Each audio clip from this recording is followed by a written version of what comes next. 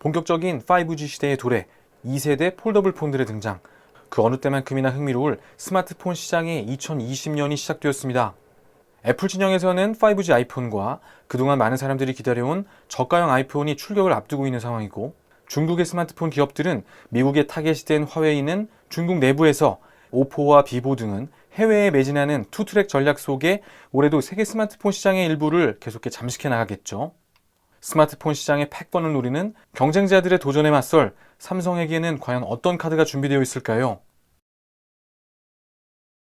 작년 한 해 반도체 시장이 겪은 한파 속에도 삼성이 6% 내외 수준에서 매출 하락을 방어할 수 있게 해준 원동력을 꼽으라면 반도체를 제외한 다른 사업부들의 매출 호조, 그 중에서도 규모의 측면에서 바라본다면 IM 사업부에서 달성한 약 6조 내외로 추정되는 이 매출 신장분을 꼽을 수 있겠는데요. 내년에도 이러한 흐름을 이어가기 위해서 2020년을 맞은 스마트폰 기업이라면 반드시 놓치지 말아야 하는 단어가 있습니다. 바로 이 그래프 안에 그 답이 나와 있죠. 2019년 한 해 가장 많은 5G 스마트폰을 판매한 기업이 삼성이라는 점을 고려해 본다면 이러한 흐름을 타고 삼성의 스마트폰 사업은 2020년에도 큰 무리 없이 운영해 나갈 수 있을 것처럼 보이는데요. 하지만 실제로 이 이야기는 그렇게 단순한 이야기는 아닙니다. 우선 2019년 삼성이 달성한 5G 관련 성적들은 5G를 통해 새로운 수요가 창출되었다기보다는 강력한 보조금을 동반한 업셀링 전략을 통해 일부 수요를 S10 5G 모델로 전환시켰다고 보는 것이 보다 객관적인 분석이겠고, 또한 이 초기 5G 성적표 중 많은 부분이 5G 상용화가 다른 국가들에 비해 상대적으로 빨랐던 우리나라 내에서 달성한 판매량이 차지하고 있죠. 결국 앞으로 이 5G 시장 성적과 관련해 초점을 맞춰야 할 부분은 국내 수요를 넘어 5G 보급에 키를 쥐고 있는 이 두 국가, 미국과 중국 시장에서 과연 누가 의미 있는 성적을 거둘 수 있느냐 하는 부분인데, 현재 시점에서 냉철하게 판단해보면 작년처럼 업셀링에 의존하는 5G 전략이 이어진다면 앞으로 펼쳐지게 될 5G 경쟁에서 삼성이 1위 자리를 유지하는 것은 다소 어려운 이야기처럼 들립니다. 미국은 애플이, 중국은 화웨이가 차지해버릴 공산이 크기 때문이죠. 우선 미국의 경우 압도적으로 애플의 점유율이 높은 국가죠. 여기에 내년 아이폰은 거의 모든 모델이 5G로 출시가 될 것으로 전망되고 있기 때문에 애플이 미국 내 5G 시장을 점령하는 것은 물론이고, 연간 2억대 수준의 아이폰 판매량을 고려해 본다면 내년 새로운 아이폰의 출시 이후 빠르면 2020년 4분기, 늦어도 2021년 1분기까지 단숨에 애플은 5G 시장의 패권을 뺏어올 수 있을 것으로 보입니다.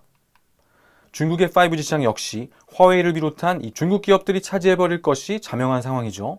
미국의 화웨이 규제와 양국 간의 무역전쟁 이후 미국의 표적이 되어 해외 진출에 불리해진 화웨이는 이른바 중국 소비자들의 자국 기업 몰아주기 속에 오히려 중국 내수 시장에 더욱 강력한 지배자로 군림해가고 있습니다. 여기서 중요한 부분은 이렇게 화웨이가 중국 내수 시장의 지배력을 계속해 높여가는 과정 속에 단순한 중국 소비자들의 애국심 혹은 반미 정서를 넘어서는 모종의 중국 정부의 개입이 있을 것처럼 보인다는 점인데, 여기에 있는 이 기업들을 하나로 묶는 단어, 중국의 거대 기업 BBK 일렉트로닉스에 대해 간략히 정리하고 이 이야기를 이어가면 좋을 것 같습니다. 중국의 억만장자 투자자로 간혹 외신에 등장하는 이 듀안 용핑이라는 인물이 있죠. 이 듀안 용핑은 게임 콘솔 판매를 통해 엄청난 부를 축적한 인물인데 1998년 이렇게 마련한 자금을 기반으로 BBK를 설립합니다. 이후 CD나 MP3 등을 유통하며 성장을 이어간 BBK는 2004년에 오포, 2009년에 비보를 설립하고 스마트폰 시장에 본격적으로 참전하게 되죠. 이후 스핀오프 형식으로 원플러스와 리얼미 이 두 브랜드가 추가되면서 2018년 BBK 일렉트로닉스의 스마트폰 비즈니스 포트폴리오가 완성됩니다. 결국 이 기업들이 모두 BBK라는 모기업으로 묶인 형제 기업들이 되겠는데, 이 브랜드들을 각자 떼어놓고 보면 화웨이 정도만이 매우 위협적인 적처럼 인식되지만 이제 형제 기업들의 이름을 한데 모아 지형을 다시 그려놓고 보면 훨씬 더 위협적인 존재의 모습이 보입니다. 이렇게 화웨이와 나머지 기업들이 아닌 화웨이와 BBK로 프레임을 잡고 다시 시장 상황을 살펴보면 미 제재에 대응하는 중국 정부의 스마트폰 전략 방향에 대해서도 짐작해 볼 수 있는데, 미국의 타겟이 된 화웨이는 중국 내부에서 다시 몸을 추스리고 BBK 산하의 오포와 비보 등은 더욱 적극적으로 해외에 매진하는 중국 정부의 투트랙 전략이 그려지시나요?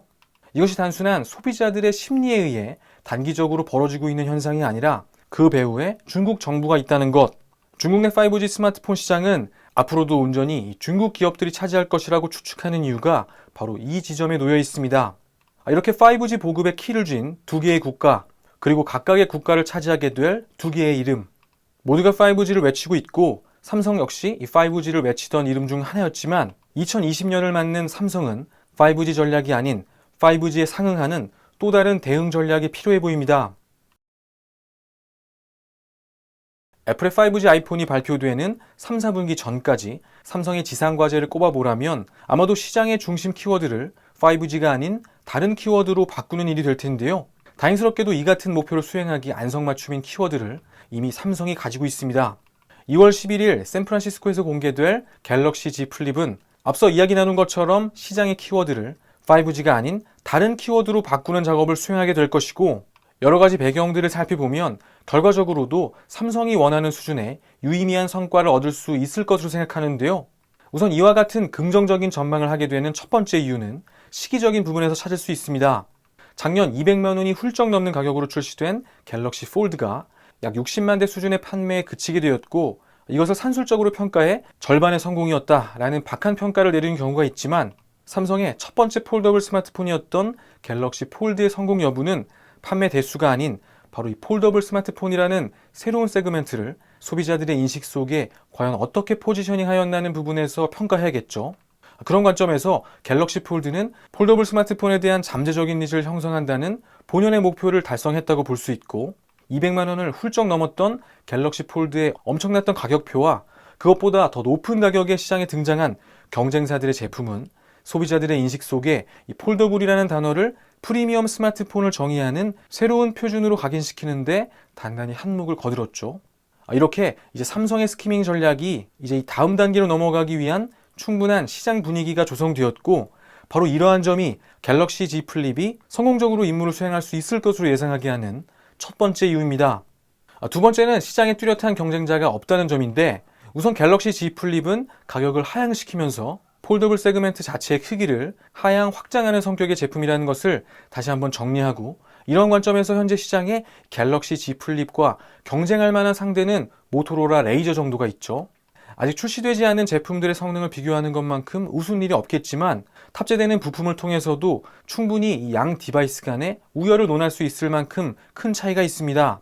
무엇보다 이 스냅드래곤 710 자체가 중국기에 탑재되는 AP로 스냅드래곤 845 정도의 성능을 가지고 있죠. 이제 갤럭시 Z 플립이 가세하게 되면서 폴더블 스마트폰의 대중화를 이끌게 되죠. 그리고 그 아래에 자리하는 이 갤럭시 노트는 갤럭시 S처럼 라이트 모델을 통해 업셀링과 판매 확대를 유도하게 됩니다. 그리고 이 하단부에는 OEM, ODM 전략이 그려지고 있죠. 이번 삼성 임원 인사에서 해당 전략의 밑그림을 그렸던 노태문 전 개발실장이 IM 사업부장으로 승진하게 되면서 이 같은 아웃소싱 전략이 앞으로 삼성에서 보다 본격적으로 진행될 것으로 보이고, 이제 갤럭시 M을 통해 삼성은 인도와 아프리카, 중동 등의 신흥시장에서 중국 기업들과 좀 더 대등한 조건에서 경쟁할 수 있게 되었습니다. 그리고 상단의 갤럭시 A는 완충지대이자 테스트베드가 되겠죠. ODM이 될지 OEM이 될지 아니면 JDM이 될지, 그 비율을 얼마나 어느 정도의 속도로 늘려나가게 될지, 갤럭시 A 라인업 속에서 삼성은 ODM과 자체 생산의 적정 규모를 찾아나가게 되겠습니다. 이렇게 완성되는 마지막 퍼즐, 2020년 삼성 스마트폰 제품 전략이 대략적으로 그려지시나요? 새로운 시대를 여는 열쇠, 이제 그 전략들이 실체를 드러날 시간이 찾아왔고, 그 정점에 있는 단어, 갤럭시 Z 플립의 발표가 초읽기에 들어갔습니다. 오늘 삼성전자 스마트폰 전략에 대한 이야기를 나눠봤는데요. 오늘 이야기 나눈 부분과 마침내 찾아온 반도체의 봄, 그리고 삼성의 다른 사업부의 전망들을 함께 고려해보면 올해는 아마도 작년과는 꽤나 다른 이야기들이 펼쳐지지 않을까 하는 그런 생각을 갖게 됩니다. 그리고 그런 상황 속에 더욱 간절해지는 이름이 있는데요. 새가 두 개의 날개로 나는 것처럼 한국의 스마트폰 업계가 더 멋지게 날아오르기 위해 반드시 필요한 이름, 갤럭시 Z 플립 발표 시기쯤 MWC에서 모습을 드러낼 LG전자의 스마트폰 관련 소식들도 놓치지 않고 가제소울에서 함께 정리해 나가도록 하겠습니다. 오늘도 함께 해주셔서 감사합니다. 행복한 밤 보내십시오.